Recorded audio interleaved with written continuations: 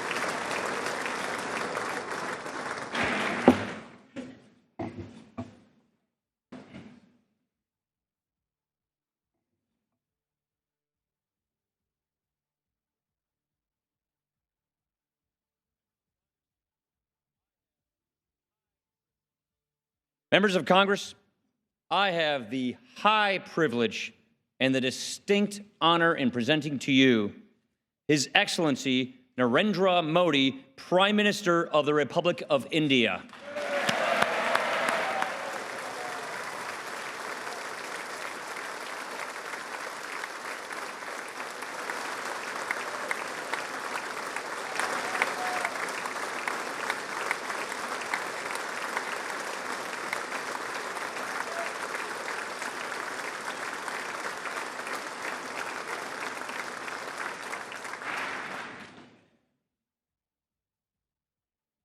Mr. Speaker, Mr. Vice President, distinguished members of the US Congress, ladies and gentlemen, I'm deeply honored by the invitation to address this joint meeting of the US Congress.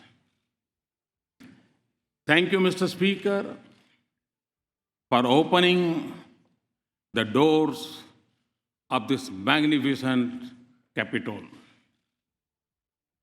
This temple of democracy has encouraged and empowered other democracies the world over.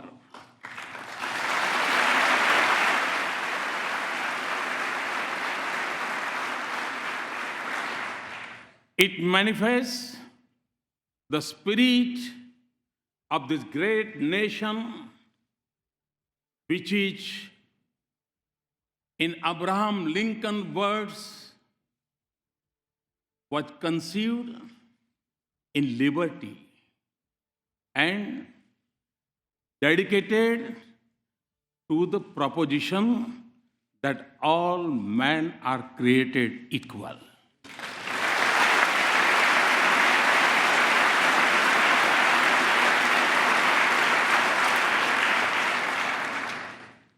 In granting me this opportunity, you have honored the world's largest democracy and its 1.25 billion people.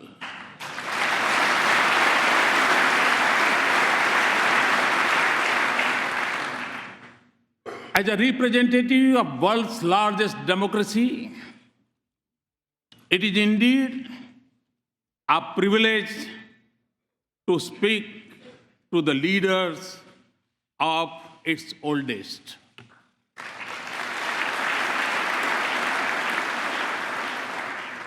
Mr. Speaker, 2 days ago, I began my visit by going to the Arlington National Cemetery, the final resting place of many brave soldiers of this great land.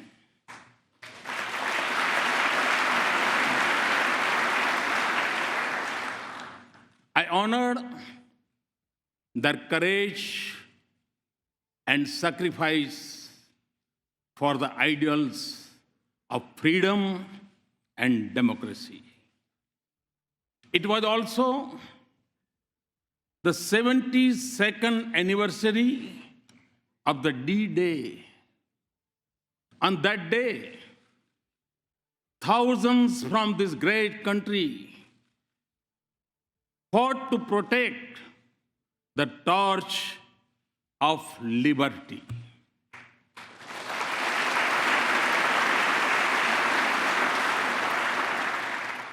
They sacrificed their lives so that the world lives in freedom.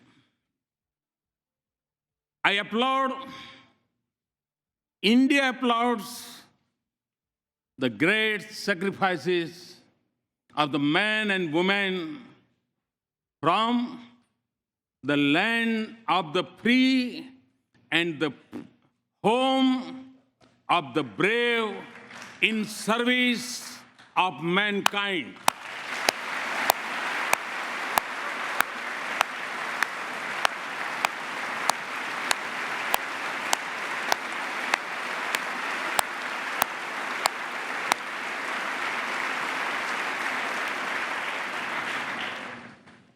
India knows what this means because our soldiers have fallen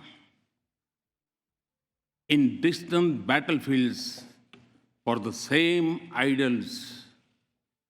That is why the threads of freedom and liberty from a strong bond between our two democracies. Mr. Speaker, our nations may have been shaped by diverse histories, cultures, and faiths. Yet, our belief in democracy for our nations and liberty for our countrymen is common. The idea that all citizens are created equal is a central pillar of the American Constitution. Our founding fathers too shared the same belief and sought individual liberty for every citizen of India.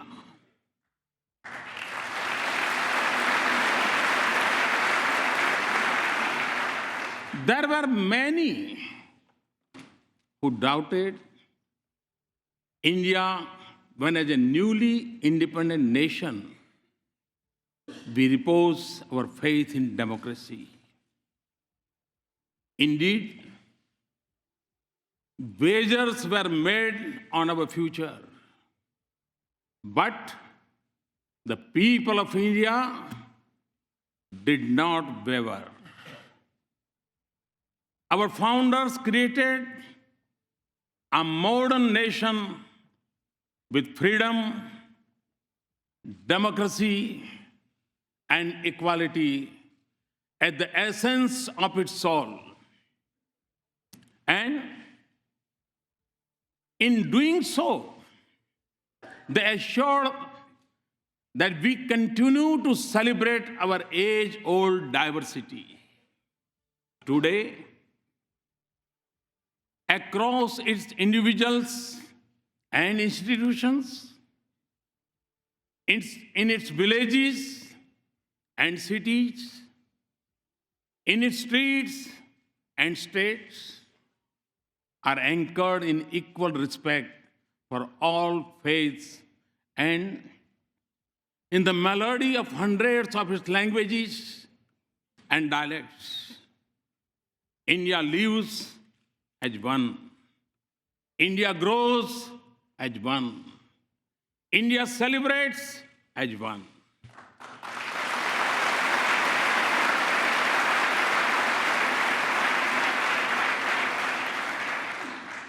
Mr. Speaker, modern India is in its 70th year.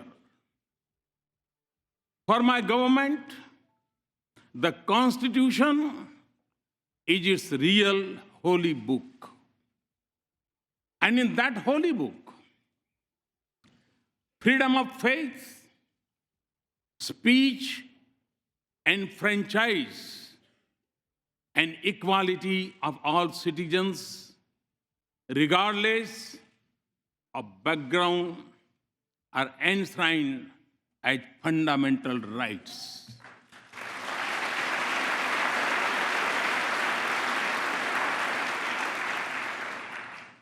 $800 million of my countrymen may exercise the freedom of franchise once every 5 years. But all the 1.25 billion of our citizens have freedom from fear, a freedom they exercise every moment of their lives.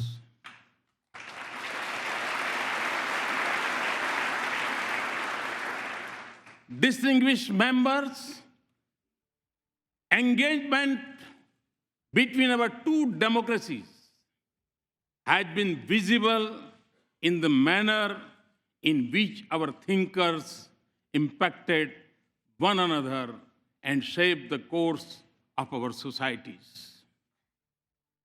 Thoreau's idea of civil disobedience influenced our political thoughts.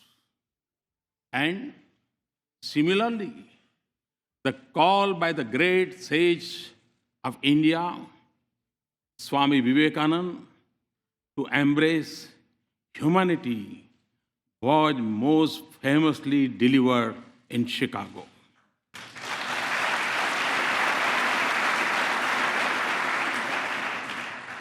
Gandhi's non-violence inspired the heroism of Martin Luther King.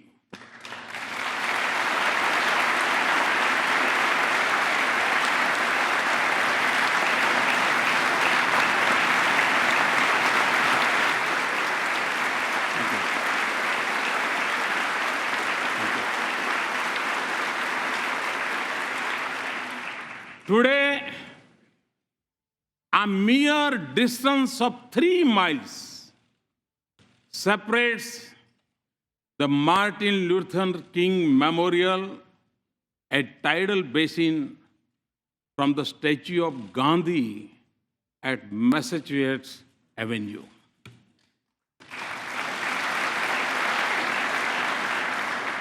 This proximity of their memorials in Washington mirrors the closeness of ideals and value they believe in.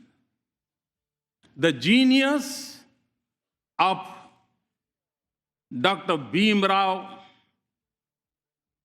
Babasaheb Ambedkar was nurtured in the years he spent at the Columbia University a century ago.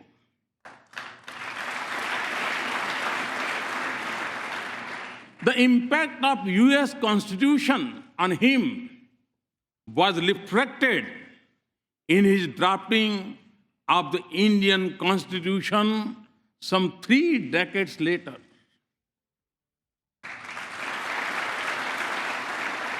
Our independence was ignited by the same idealism that fueled your struggle for freedom.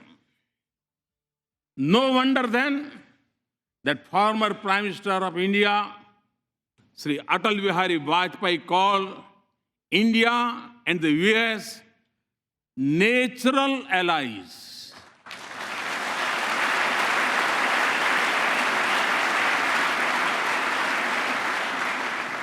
No wonder that the shared ideals and common philosophy of freedom shape the bedrock of our ties.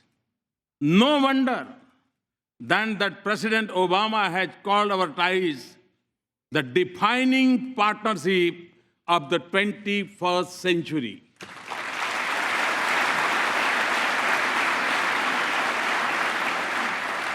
Mr. Speaker, more than 15 years ago, Prime Minister Vajpayee stood here and gave a call to step out of the shadow of agitation of the past. The pages of our friendship since then tell a remarkable story. Today, our relationship has overcome the hesitations of history.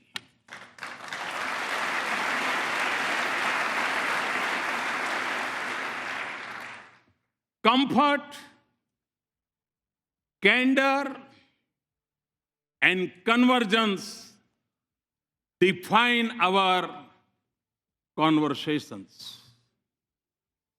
Through the cycle of elections and transitions of administration, the intensity of our engagements has only grown. And in this exciting journey, the US Congress has acted as its compass. You have helped us turn barriers into bridges of partnership.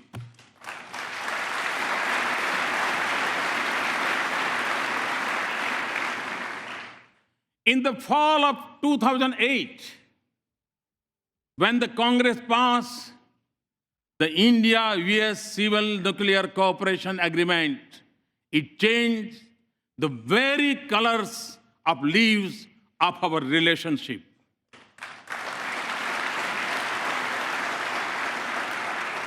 We thank you for being there when the partnership needed you the most. You have also stood by us in times of sorrow. India will never forget the solidarity shown by the US Congress when terrorists from across our border attacked Mumbai in November of 2008.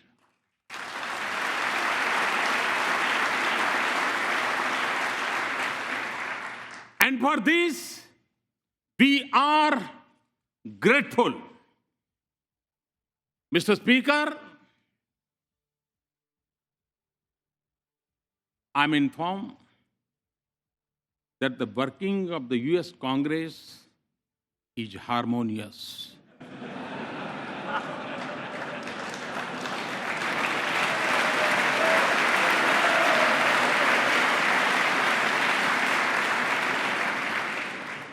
I'm also told that you are well known for your bipartisanship.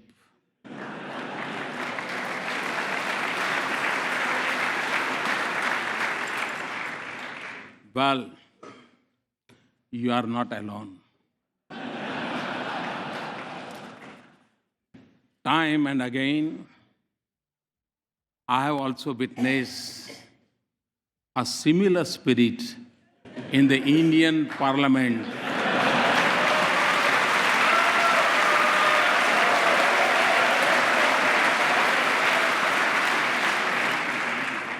Especially in upper house.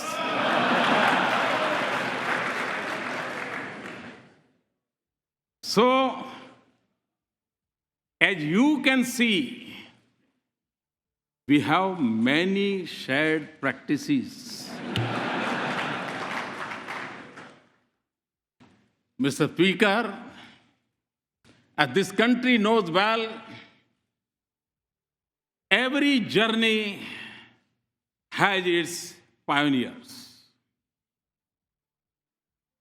Very early on, they shaped our development partnership, even when our meeting ground was more limited. The genius of Norman Borlaug brought the Green Revolution and food security to my country.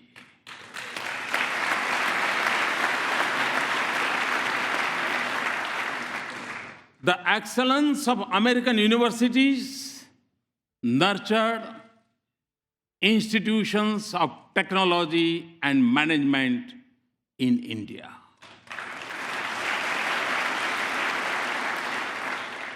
And I could go on, but fast forward to the present.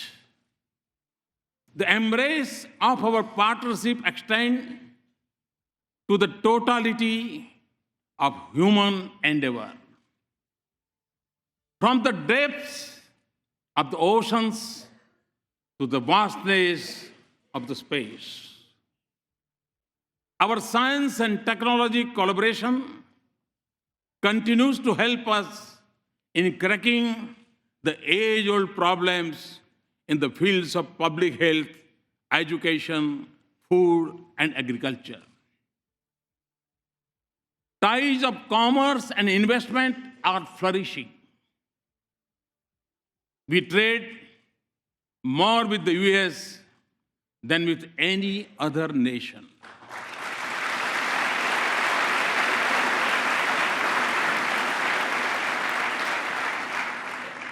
And the flow of goods, services, and capital between us generates jobs in both our societies. As in trade, so in defense. India exercises with the United States more than we do with any other partner.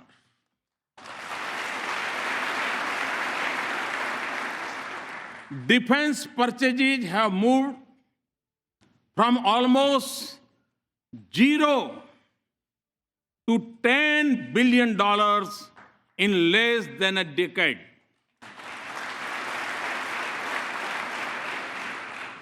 Our cooperation also secures our cities and citizens from terrorists and protects our critical infrastructure from cyber threats.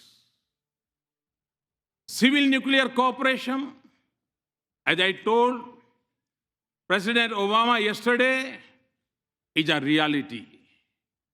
Mr. Speaker, our people-to-people links are strong. And there is a close cultural connect between our societies. Siri, you are familiar with the Siri.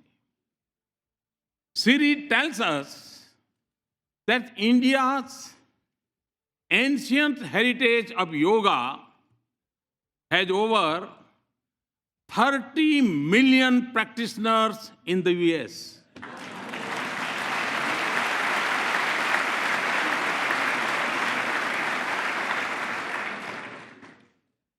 It is estimated that more Americans bend for yoga than to throw a curveball.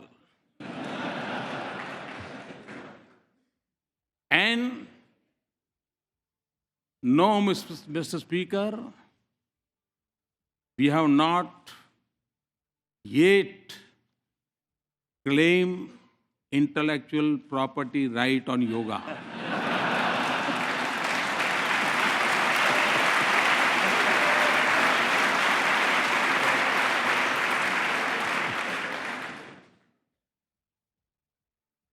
Connecting our two nations is also a unique and dynamic breach of 3 million Indian Americans.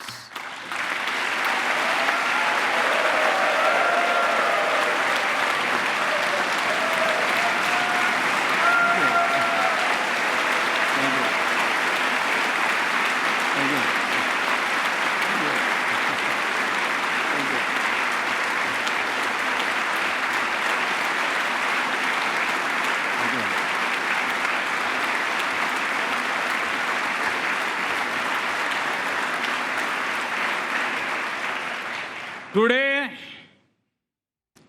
they are among your best CEOs, academics, astronauts, scientists, economists, doctors, even spelling bee champions.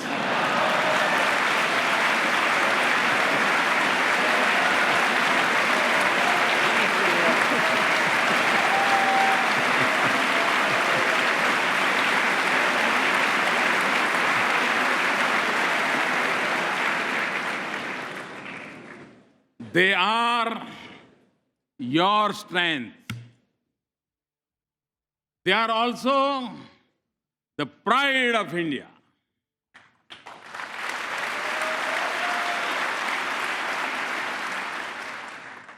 They symbolize the best of both our societies. Mr. Speaker, my understanding of your great country began long before I entered public office. Long before assuming office, I traveled coast to coast, covering more than 25 states of America.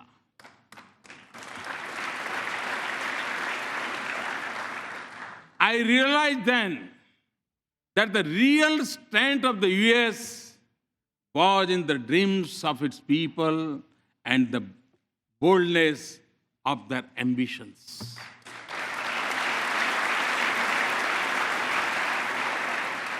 Today, Mr. Speaker, a similar spirit animates India. Over 800 million youth are spatially impatient. India is undergoing a profound social and economic change. 1 billion of its citizens are already politically empowered. My dream is to economically empower them through many social and economical transformations, and do so by 2022, the 75th anniversary of India's independence. My to-do list is long and ambitious, but you will understand it includes a vibrant rural economy with a robust farm sector, a roof over each head, and electricity for all households. To skill millions of our youth, build 100 smart cities, have a broadband for 1 billion, and connect our villages to the digital world. And create a 21st century rail, road, and port infrastructure. These are not just aspirations. They are goals to be reached in a finite time frame and to be achieved with a light carbon footprint with greater emphasis on renewables.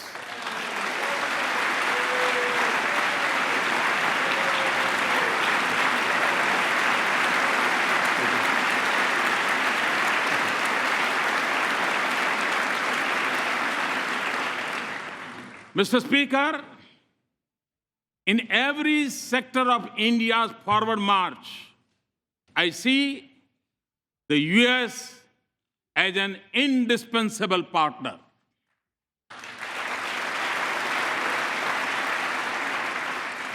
Many of you also believe that a stronger and prosperous India is in America's strategic interest.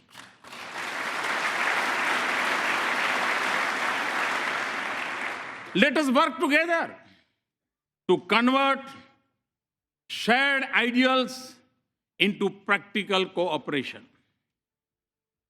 There can be no doubt that in advancing this relationship, both nations stand to gain. As the US businesses search for new areas of economic growth, markets for their goods, a pool of skilled resources, and a global locations to produce and manufacture, India could be their ideal partner.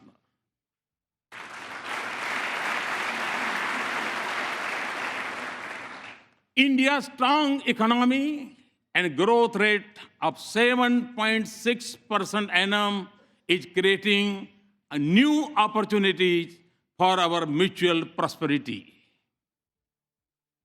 Transformative American technologies in India and growing investment by Indian companies in the United States both have a positive impact on the lives of our citizens. Today, for the global research and development centers, India is the destination of choice for the US companies. Looking eastward from India across the Pacific, the innovation strength of our two countries comes together in California.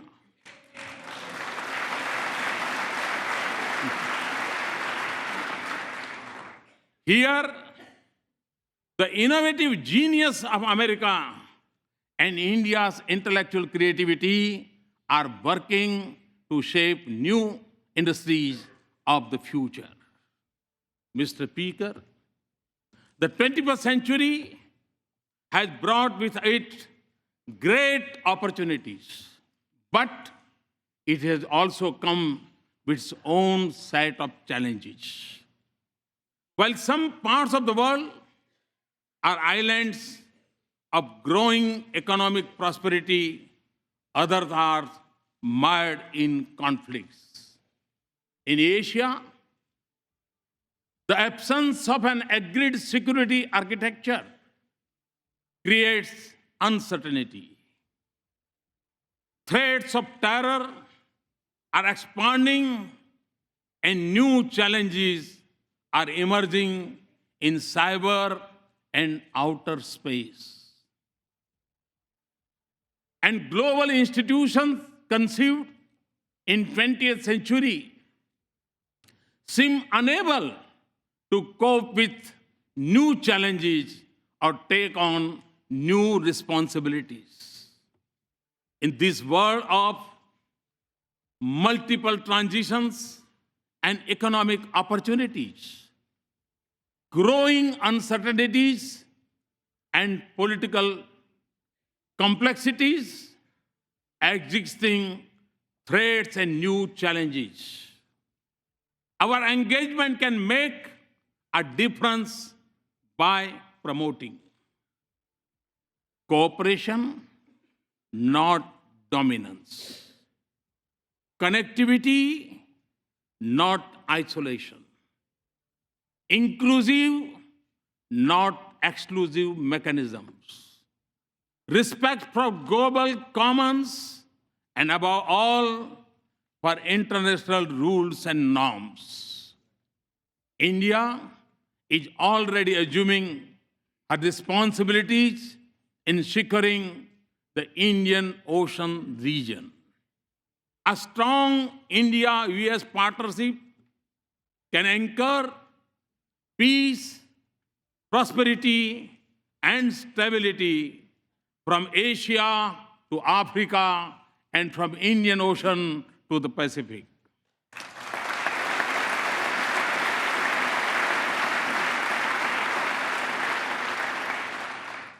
It can also help ensure security of the sea lanes of commerce and freedom of navigation on seas.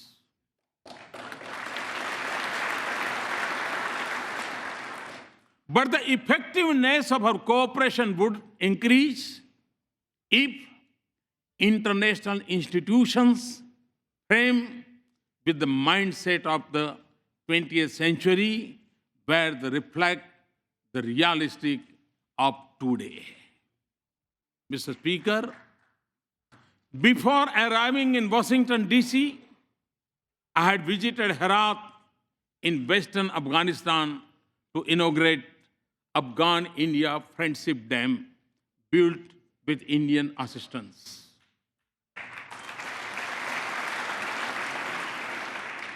I was also there on the Christmas Day last year to dedicate to that proud nation, its parliament, a testimony to our democratic ties. Afghans naturally recognize that the sacrifices of America have helped create a better life.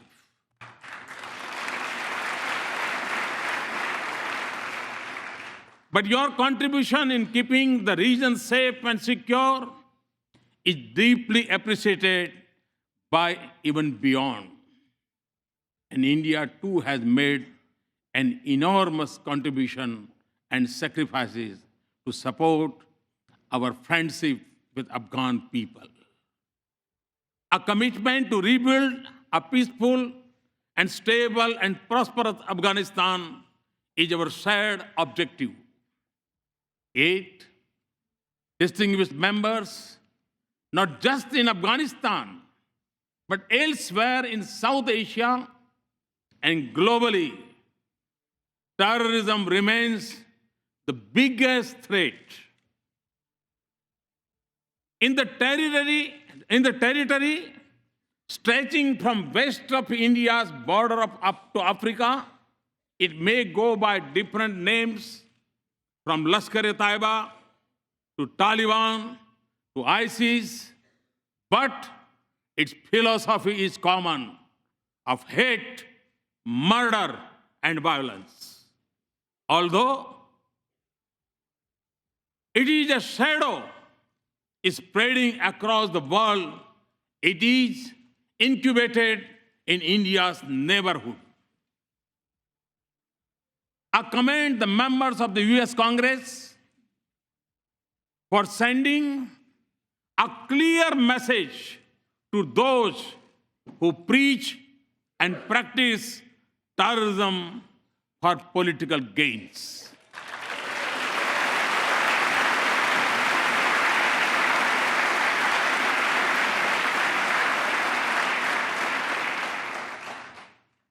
Refusing to reward them is the first step towards holding them accountable for their actions.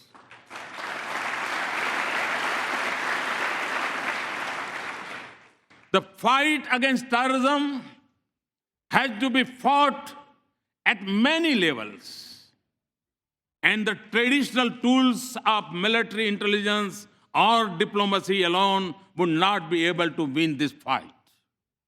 Mr. Speaker, we have both lost civilians and soldiers in combating terrorism.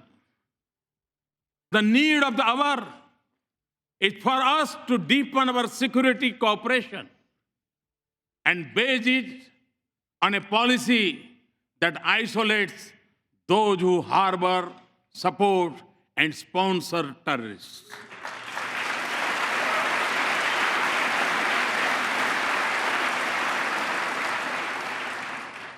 That does not distinguish between good and bad terrorists, and that delinks religion from terrorism.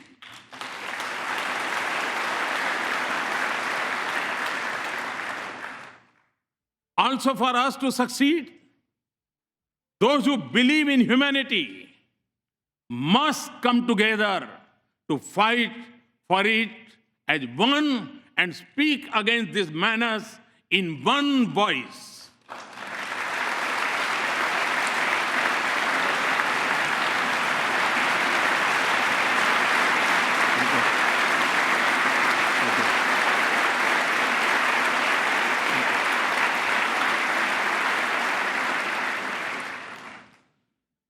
Terrorism must be delegitimized. Mr. Speaker, the benefits of our partnership extend not just to the nations and regions that need it most. On our own, and by combating our capacities, we are also responding to other global challenges, including when disaster strikes and where humanitarian relief is needed. Far from our shore, we have evacuated thousands from Yemen, Americans and Indians and others. Nearer home, we have the first responders during Nepal's earthquake, in the Maldives water crisis, and most recently during landslide in Sri Lanka.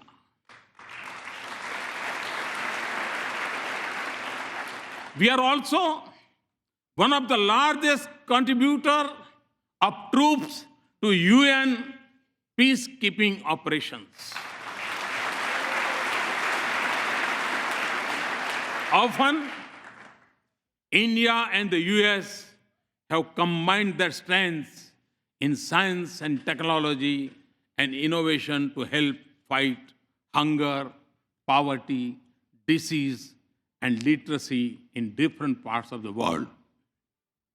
The success of our partnership is also opening up new opportunities for learning, security, and development from Asia to Africa. And the protection of environment and caring for the planet is central for our shared vision of a just world.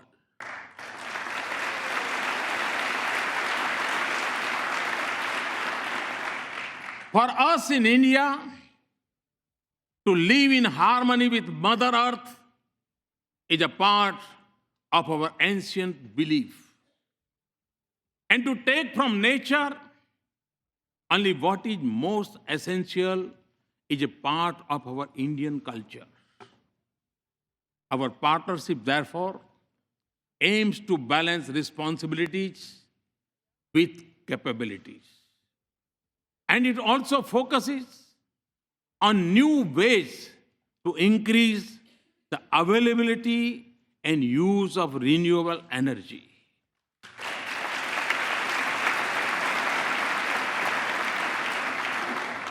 A strong US support for our initiative to form an international solar alliance is one such effort. We are working together not just for better future for ourselves, but for the whole world. This has also been the goal of our efforts in G20, East Asia Summit, and climate change summits.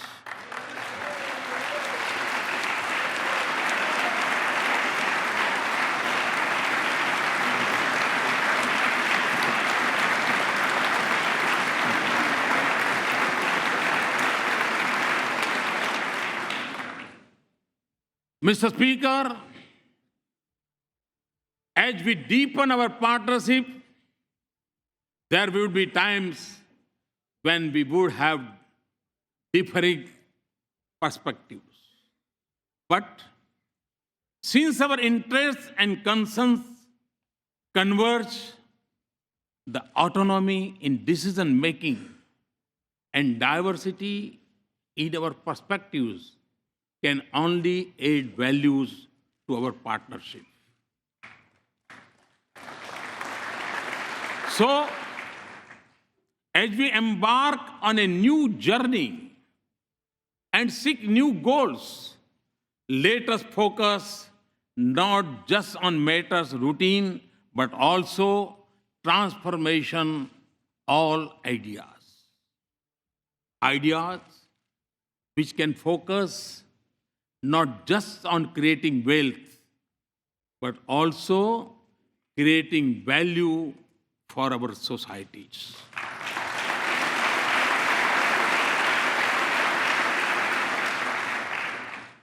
Not just on immediate gains, but also long-term benefits. Not just on sharing best practices, but also shaping partnerships, and not just on building a bright future for our people, but in being a bridge to a more united, human, and prosperous world.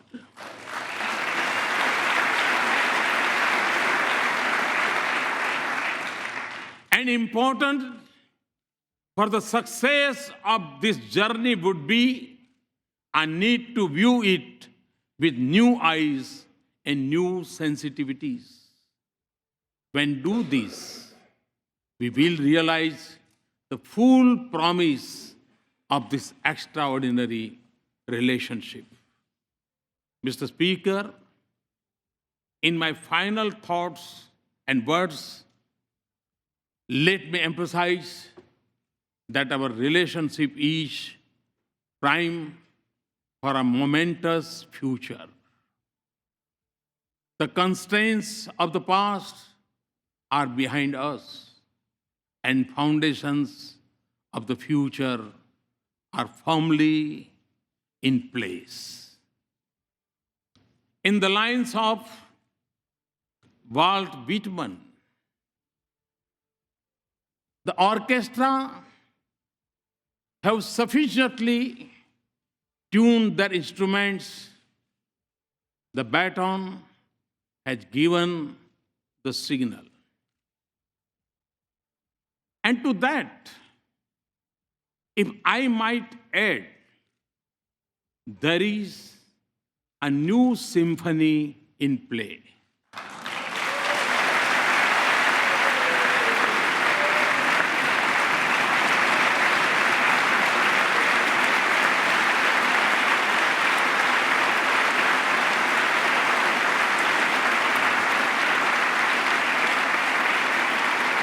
Thank you, Mr. Speaker and Mr. Vice President, distinguished members, for this honor.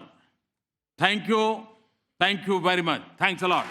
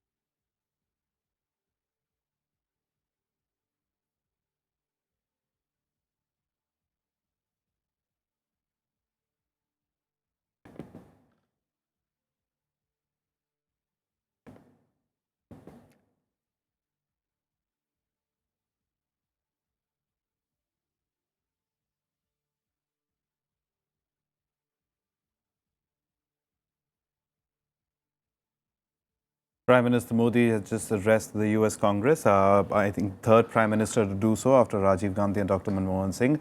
He's commended US lawmakers for taking a stand against terror, talked in great detail about the Indo-US relationship and how that has evolved, especially over the past 10-15 years, especially in light of the India-US nuclear deal. India, of course, looking for a place at the nuclear suppliers group, has the US's support in that.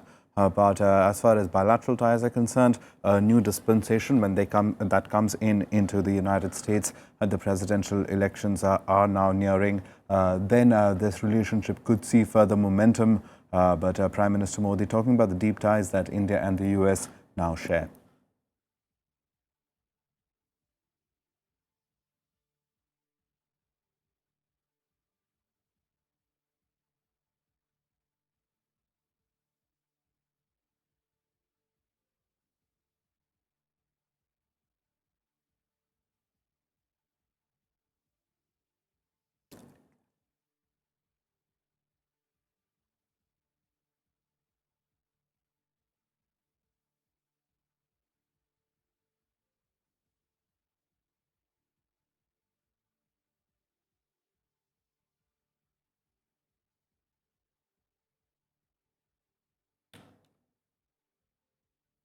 And that's all in our special coverage on the Prime Minister's address to the US Congress. Thanks so much for watching.